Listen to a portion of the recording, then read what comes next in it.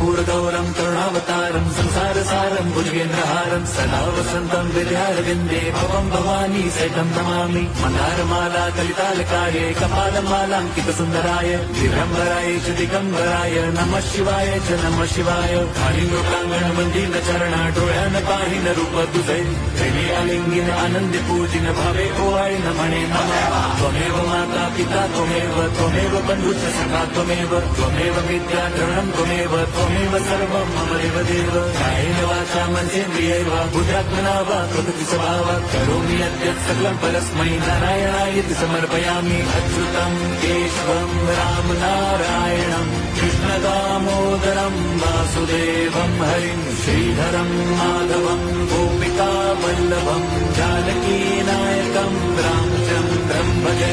Hare Ram Ram Ram Hare Hare Hare Krishna